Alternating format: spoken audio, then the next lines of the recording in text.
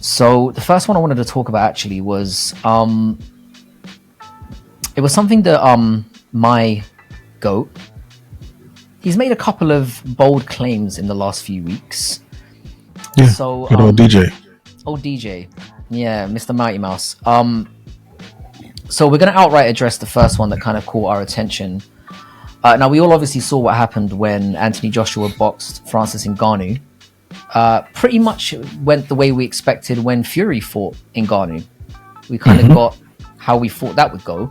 He got absolutely destroyed. And since then, Mighty Mouse has since piled on to say that if that had been an MMA fight, the result would have been the same. So I wanted to get your thoughts on that. You know what? I think that Demetrius Johnson is one of the greatest minds in MMA. And you know how these statements go, because there's always a but at the end of it. Always. But that was an ill-informed, weird thing for him to say.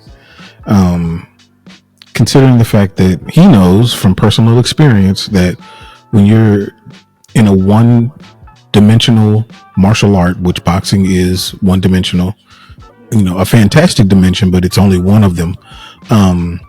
It doesn't account for everything else. And so in this instance, he's talking about AnthonyJoshua, who is, in my estimation, probably at worst top 3 heavyweight out there right now.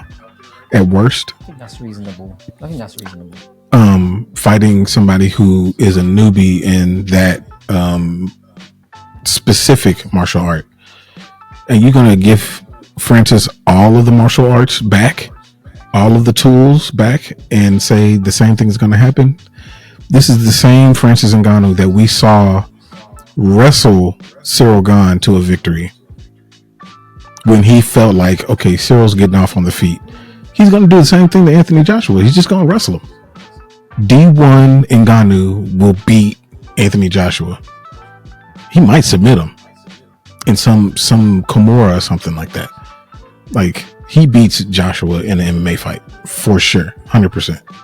It's not close, actually.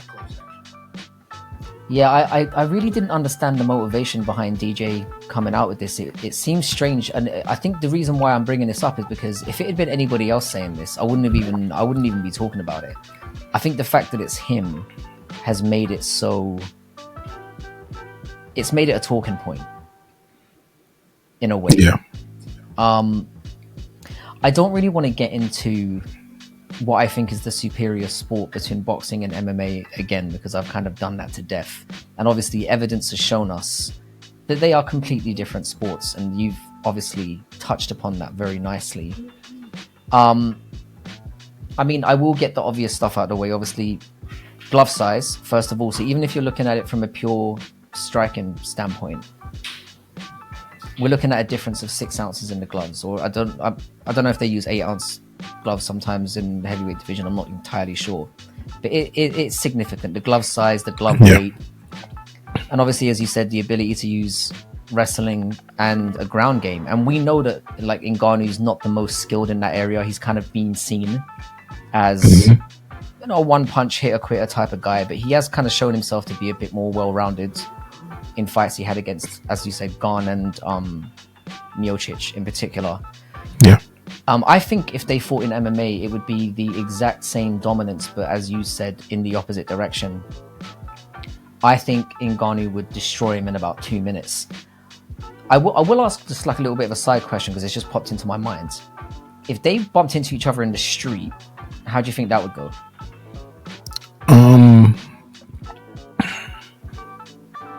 I think if they bumped into each other in the street, that I still think Francis would beat him up.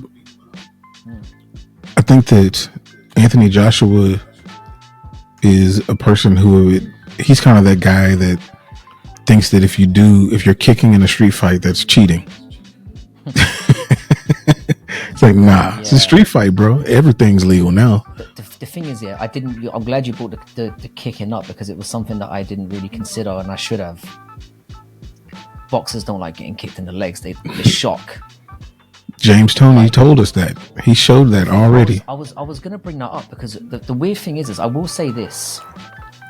We don't have a lot of examples. We've got many examples now of MMA fighters crossing over into boxing. I mean, we could list them all day now after the last few years we've had. But we don't have as many examples of boxers crossing over to MMA, and Tony was one of them. Like, he got absolutely massacred by Randy Couture. We've got Clarissa Shields as well, but she's had like very kind of dubious decisions against very, very low level competition. Like, they've been putting her against people who are very early in the game. I mean, as they should. And I mean, some of her decisions have been a bit, but I suppose they're trying to build her. I kind of get it. Holly Holm kind of stands out to me as somebody who obviously had a very extensive boxing background. But when she got into MMA, she's at Jackson Wink. She was obviously very extensively training MMA as she was going along. Yeah. So even she kind of doesn't count. Like I said, man, people can say what they want about Francis, but it's just not a comparable thing. And as I said, this coming from Mighty Mouse really is wild to me. And I'm with you. I think Francis absolutely destroys Joshua in MMA. Yeah, if you look at a lot of those crossover, like MMA fighter goes to fight a boxer, if Anderson Silva fought Jake Paul, same age, I think that Anderson Silva finds a way to get him in a tie clinch and knees the hell out that man. The shit out of him. You know, like, if Anderson Silva had all of his tools, it's not getting out of a round.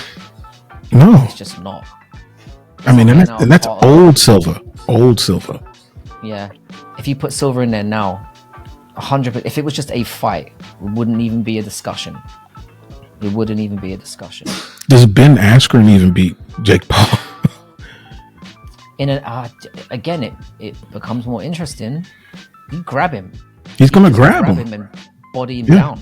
You wouldn't be able to do a fucking thing. I don't care how much college wrestling those fucking. I can't wait to talk about them later. We'll get into that.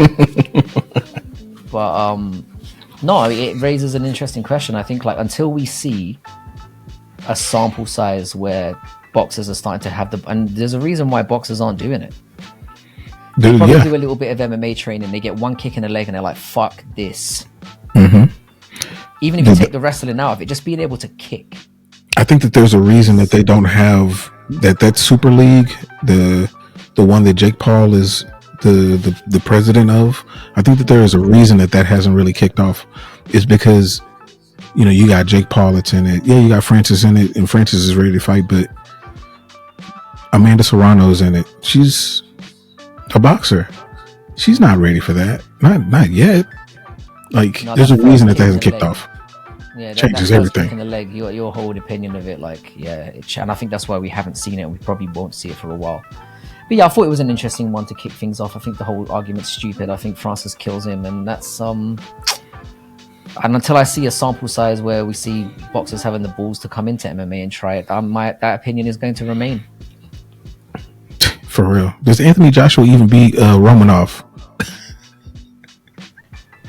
Yeah. I think he beat Romanov. He might beat him, Fat Luca. Yeah. That guy. Oh my god. Yeah, that was. We'll talk. We'll save some. I want to save my vitriol for the live stream on that one. I've got plenty to say about that guy in particular.